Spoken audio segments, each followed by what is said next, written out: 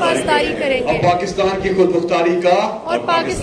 مختاری کا تحفظ کریں گے کہ ہم کبھی بھی اللہ کے سوا کسی کے سامنے نہیں جھکیں گے اور ہم پاکستان کی حقیقی آزادی کے اس جہاد میں آخر تک عمران خان کے شانہ بشانہ اور پاکستان کے جدوجہد کریں گے انشاءاللہ، اور ہر قسم کی قربانی کے لیے تیار رہیں گے۔ اللہ ہم سب کا حامی و ناصر ہو آمین۔ اور یہ پاکستان کا ہر فرد یہ حلف آج لے کہ پاکستان کو ہم انشاءاللہ بہتری کی طرف لے کے جائیں گے، چاہے آپ کسی بھی واک آف لائف سے تعلق رکھتے ہیں، آپ کچھ بھی ہیں، آپ ڈاکٹر ہیں، ٹیچر ہیں، انجینئر ہیں، چارٹرڈ اکاؤنٹنٹ ہیں، میڈیا سے تعلق رکھتے ہیں، جج ہیں، جرنیل ہیں، آپ بیوروکریٹ ہیں، آپ اسٹوڈنٹ ہیں، آپ وکیل ہیں، آپ کچھ بھی ہیں، آج پاکستان کی اس حقیقی آزادی کے لیے اور ایک انڈیپینڈنٹ فارن پالیسی کے لیے انشاءاللہ ہمیں پاکستان کے لیے نکلنا ہوگا۔ انشاءاللہ پاکستان کے لیے ہمیں مل کر متحد ہو کر ایک یونٹ بن کر چلنا ہوگا، کیونکہ اب مزید پاکستان ان قربانیوں کا متحمل نہیں ہو سکتا جو بلا وجہ ہم نے امریکی جنگ میں ان نیسیسریلی پاکستان کو دھکیل کر 20 سال پاکستان نے جانی و مالی نقصان سہا۔ اب پاکستان مزید انشاءاللہ اس کا متحمل نہیں ہو سکتا۔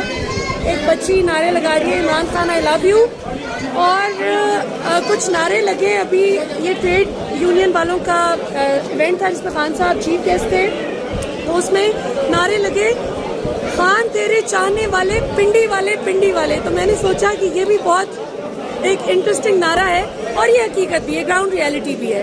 ابھی تک کے لیے اتنا ہی۔ پاکستان ہمیشہ زندہ باد۔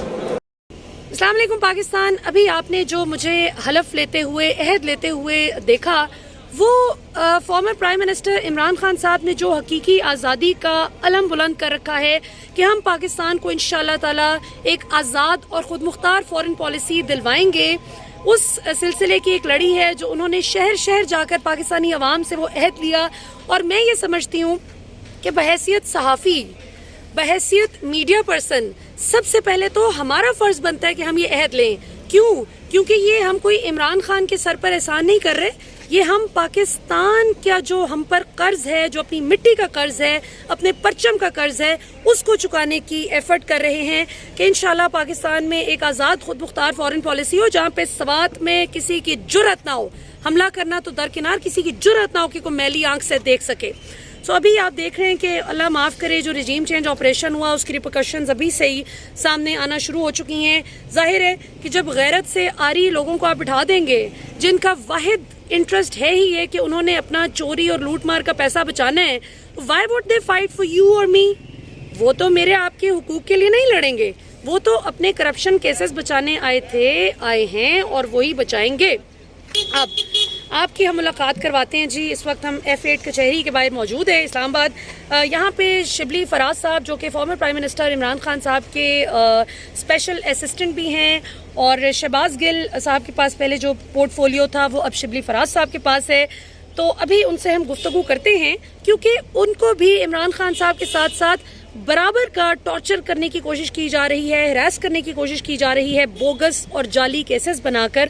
تو آئیں ذرا، ابھی وہ اپنی جو یہاں پر انہوں نے حاضری دی ہے عدالت میں، سو اپنی ضمانت منظور کروانے کے بعد وہ آ رہے ہیں باہر، تو آئیں آپ کو لے کر چلتے ہیں اور ان سے ذرا ملواتے ہیں اور ان سے کچھ دلچسپ سوالات کریں گے، ان سے ذرا شعر بھی سنیں گے ان کے والد صاحب لیٹ لیجنڈ احمد فراز صاحب کا، کہ آج کل کی سچویشن کے حوالے سے وہ کون سا شعر کہنا پسند کریں گے، اور اپنے کیس کے حوالے سے بھی وہ بتائیں کہ آخر ان کو بغیر کسی جرم کے، یعنی باہر سے پڑھ لے کے ایک بندہ آتا ہے پاکستان کی خدمت کرنے کے لیے، شبلی صاحب بھی باہر سے پڑھ کر آئے، ہائیلی کوالیفائڈ ہیں، پائلٹ بھی رہ چکے ہیں، سو یہ اتنے زبردست پورٹ فولیو والے لوگ جو ملک کی خدمت کے لیے آگے آتے ہیں، ان کو مافیا کس طرح سے ٹارچر کرتا ہے، اور اس کے بعد ان کا اس پر کیا کہنا ہے، آئیے دیکھتے ہیں۔ السلام علیکم۔ اس وقت ہمارے ساتھ موجود ہیں سینیٹر شبلی فراز صاحب، جو کہ former prime minister Imran Khan صاحب کے رائٹ ہینڈ ہیں، سارے معاملات ان کے دیکھ رہے ہیں۔ شبلی فراز صاحب، یہ بتائیے کہ اب اس وقت ہم F8 کچہری کے باہر موجود ہیں، اور آپ اپنی بیل کے لیے آئے تھے غالباً.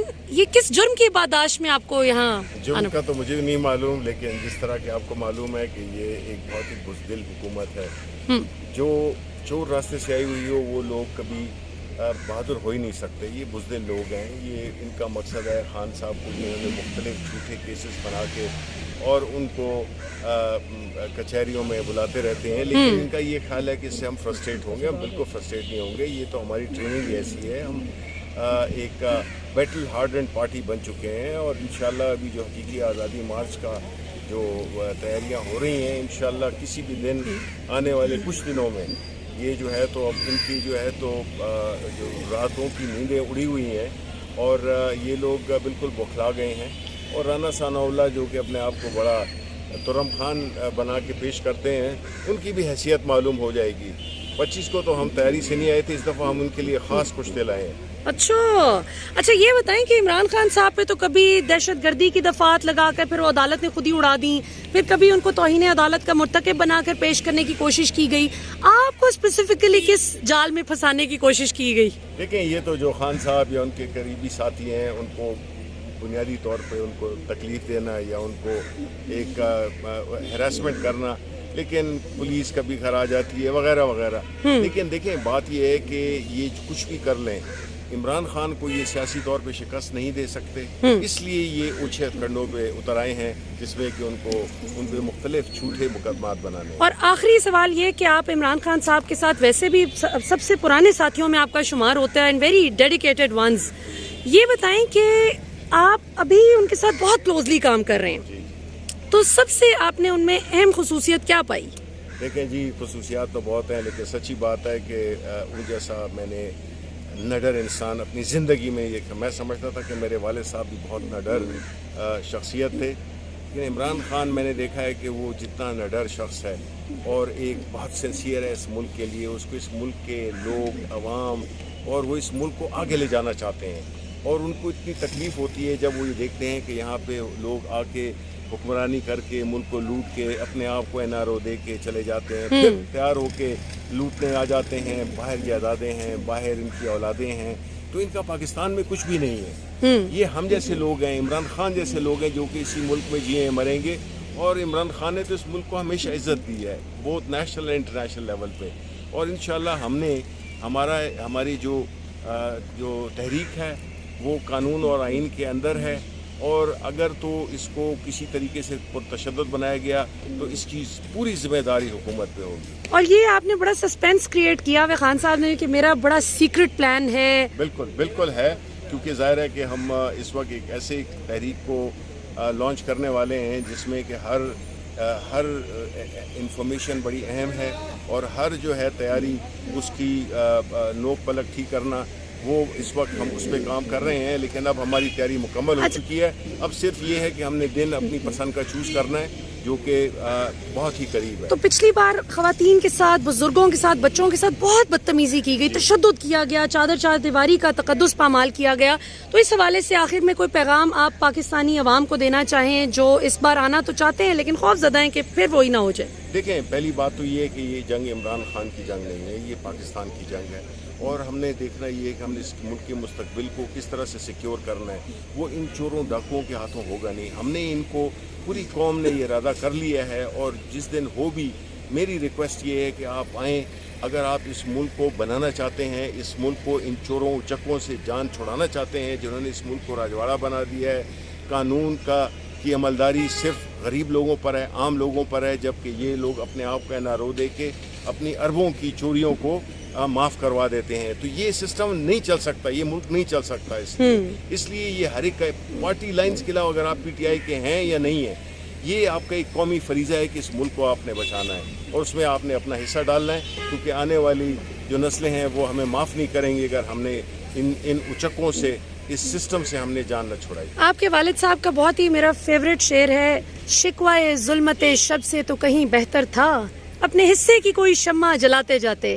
آپ اپنے والد صاحب کو کوئی پسندیدہ شعر آخر میں آڈینس کو کچھ؟ نہیں، یہ آخری اس موقع پہ تو میرا خیال ہے کہ ایک شعر ہے انہی کا کہ او فصیل شہر سے دیکھیں غنیم شہر کو، شہر جلتا ہو تو تجھ کو بام پر دیکھے گا کون.